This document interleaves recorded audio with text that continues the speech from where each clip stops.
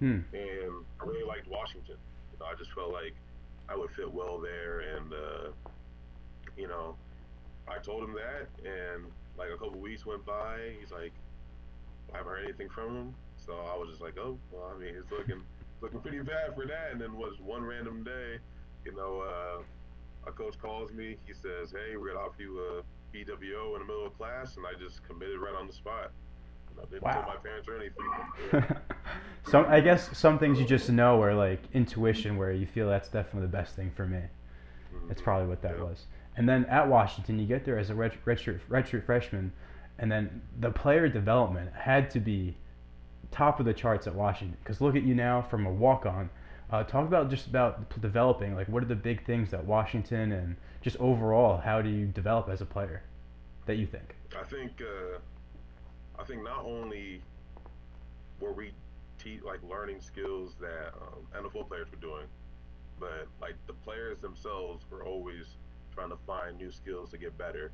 Like just constant, like that constant state of improvement is like a real thing here at UW, and it was easy. All you had to do was just listen and just like really try to figure out like the sciences behind how your body moves.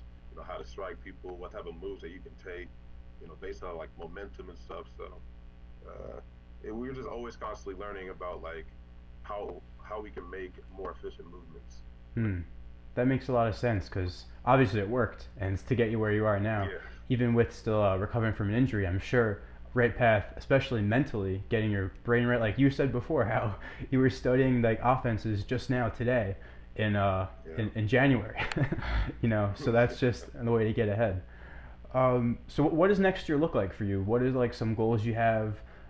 What does the linebacker core look like next year? And yeah. Well, I think as a goal for me personally is just maximize my days. Like that was one thing I learned during this injury was that like I can't look into the future and just like I'm gonna do this and that and this when I'm in a sling. 'Cause that just completely just makes you go crazy. Hmm. So what my mindset is every single day is like I'm just gonna be the best player I can be today. Like I'm gonna see how much stuff I can do, how productive I can be, and then let those days stack up. And then when we're at this point, I know I'm gonna be the player that I want to be at the end of the year. In 100%. terms of linebacking, yeah, in terms of the linebacking core, I feel like a lot of people don't really know us because like Zoe's coming back from an injury. He played a little bit at the end of last year.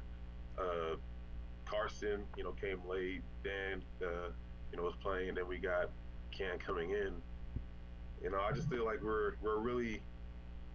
underratedly experienced. Like we're very smart. Like it's not just one guy learning the whole defense. Like Right. I'm even getting stumped by like people that didn't play last year.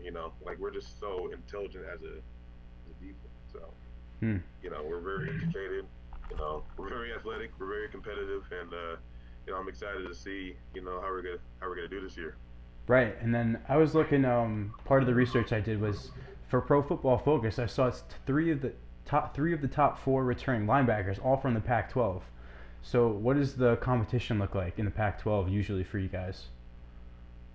I was just talking to my friend EA. He plays at Ohio State. He even admitted that the best linebackers play in the pack, and I think I really believe that because it's really the only conference that you really see linebackers having to rush the passer, but also you're doing a lot of coverage Right. like deep, deep, deep down the field. Then you also have to stop the run as well.